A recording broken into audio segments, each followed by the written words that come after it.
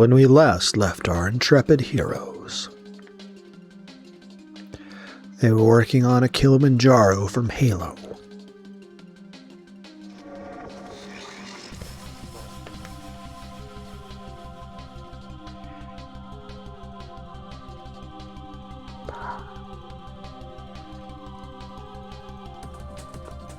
Gary went to the box of bullets on the table, casually picked up a few and loaded them one after another into her gun.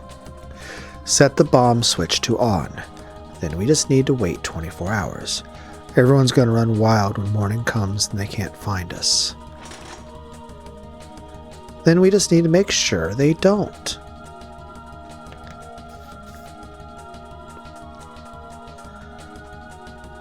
Guess so. What about Battler? He's your son. He's technically your son too. I mean, even if he weren't your biological son, you know, he's technically your stepson. And all that. Also, what happens to Angie if you guys just disappear into the southern islands? You just like faking your own deaths and leaving her to be raised as an orphan?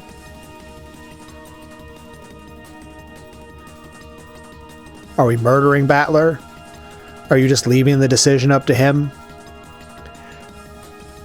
Okay, so we're not just going to kill the servants. We're literally going to kill everyone.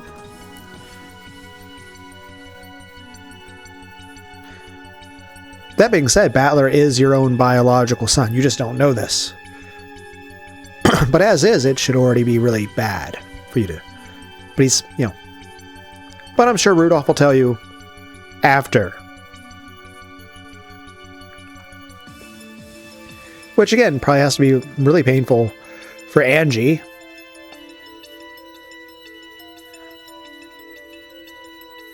Because then, you know, Kyrie's the one who kills Battler, and then Rudolph kills Kyrie after tricking Kyrie into killing Battler. And Rudolph knew all this. It's like...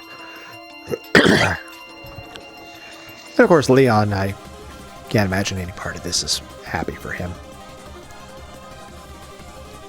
Not mine. Don't say that. Look how attached he is to you. He really respects you. Then think of a clever way to trick him. I'll worry about Angie. You worry about Battlercoon. Fair enough. Sure. I'm kind to my own children. Technically he is your child, but he's probably hesitant to tell you now. Because tensions got high, you'll probably shoot him. Not that he doesn't deserve it. It was a fucked up thing for him to do. But it's a real pain to be nice to a Sumu-san's kid. You understand, I hope. Kyrie's voice had grown cold. She had acted warmly towards Battler because that had been the adult thing to do. He was Rudolph's son, so she tried to avoid being hostile, nothing more. Hostile. But again, it's actually your son and he switched the babies. Because technically your son lived, and it was Battler. And Asumu's died. And he switched the babies and gave you Asumu's dead child. And you thought that was yours. Battler is actually your biological child. But underneath, he was the son of Asumu. A woman Kyrie still hated even though she was dead. Now that she had given birth to Angie, and finally built up a new family, was Battler's return really such a happy thing for her? Get yourself ready. You know, it's not a very nice thing.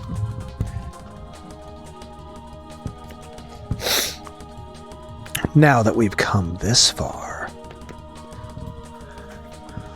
I mean, I feel like going around and brutally murdering everyone else on the island is maybe a step worse than what's just happened.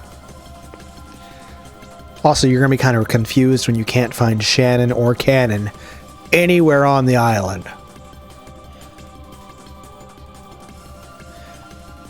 But at least Beatrice's wig stayed on. Get yourself ready now that we've come this far. Also, you guys were in a room with Beatrice talking to her. Could no one tell? Then again, technically both Shannon and Cannon, and no one seems to tell the difference that Shannon and Cannon are the same person.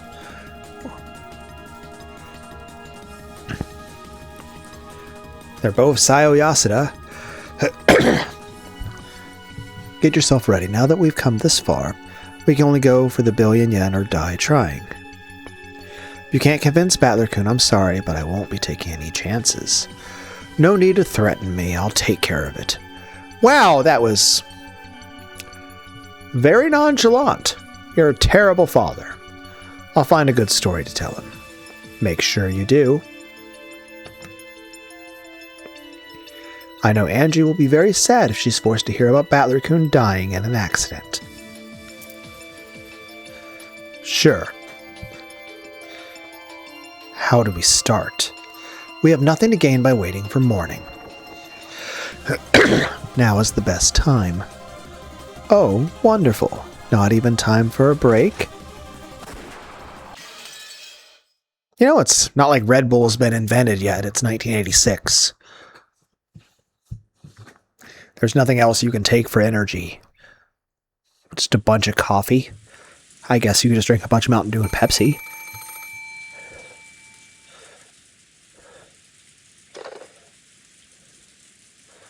A test? What? What's this supposed to be? At this time of night, starting now, Battler yelled wildly into the receiver. When he said at this time of night, George and Jessica turned to look. According to the clock, it was past midnight. It might be a normal time to be told to brush their teeth and go to bed, but he couldn't understand what this test thing was all about. Okay, I'll hand it over. Here, George and Nikki. It's my dad. Hello, this is George speaking. Ah, hey, George-kun. Sorry to call you so late. You weren't sleeping already, were you? You're all still up chatting away. Pretty much. You're all still up chatting away? Pretty much. Maria-chan is sleeping. Oh, wait, it looks like she just woke up. So, what did you want to talk about? Battler-kun said something about a test. Oh, yeah, Dad can be such a pain sometimes. He suddenly came down from his room, a bunch of stuff happened, and by the end he was talking about which grandchild would make the best successor. But isn't Uncle Kraus the successor? He says the four of us aren't up to the job. So he's going to skip us adults and choose one of you grandkids instead. It's all so sudden. We're really freaking out here. Aniki and the others are all arguing about it across the room. I'll bet you can hear Aneke shrieking in the background, huh? Is that so? If that's what Grandfather says, then there's no way around it, I guess. In that case, what should we do? He says he wants to call you out one by one, starting with Jessica-chan. Oh, wait a sec. Okay, you still there? It looks like you and Jessica-chan will be first up to bat. He wants Jessica-chan to go to the parlor in the mansion. You're supposed to go out in front of the chapel. It's so sudden, I hardly feel ready. What sort of test is it? It looks like Dad made some kind of crazy quiz. Some weird questions about what it means to be the head. Of course, a few things about this seemed off to George. However, Kinzo is famous for doing radical things on a whim. Even this strange test seemed plausible once he heard that it was a sudden idea of Kinzo's. But even so, he wanted to test them one by one. Why wouldn't he call them out one by one? They could have just had everyone wait in some reception room to be called in one at a time. Why would two people be called to two different places at the same time? The plan didn't seem to make sense, and George felt he was missing something. Still, I wonder why he wanted to meet you in front of the chapel of all places. He expects a lot from you. I think he wants to talk to you alone, not sure what about. Grandfather wants to talk to me. I wonder what he's got to say. I mean, you're the most talented of all his grandkids. He's probably got something to tell you in particular, right? Anyway, that's what he says. Get over there right away. I'm supposed to go to the chapel too. So let's get this over with or we're both gonna catch colds. I see. Okay. Then I'll head towards the front of the chapel, and Jessica-chan will go to the parlor. Sure. I'll see you in a bit then. What?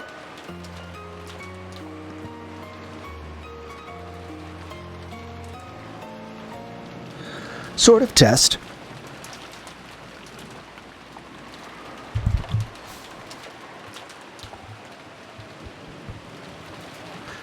Or private conversation could Kenzo possibly want to have at this time of night? Then again, if it's a well-known fact that Kenzo doesn't have long to live, it wouldn't be so strange if he wanted to give some sort of will to each of his descendants individually. Inside George's mind, the faint feeling that something was wrong was replaced by a desire to meet Kenzo directly and hear about this in more detail. George sat down the receiver and quickly explained to the others. It's as you heard. Grandfather says he wants to give us all some kind of test. Ooh, a test?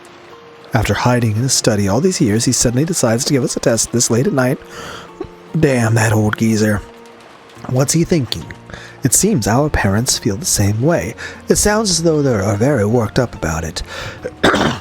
Well, I doubt getting worked up about it will change Grandfather's mind.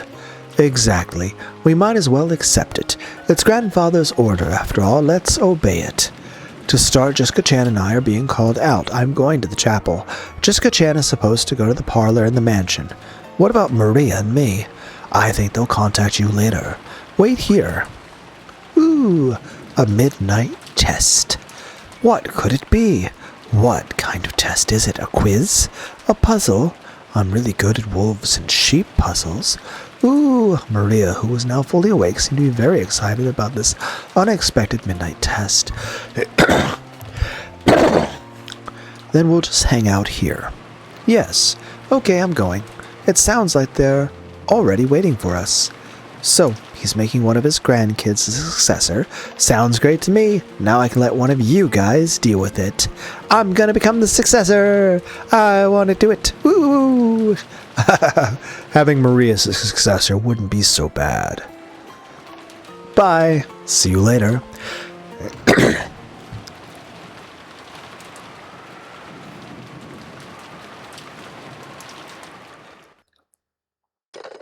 Rudolph put down the receiver and stood up.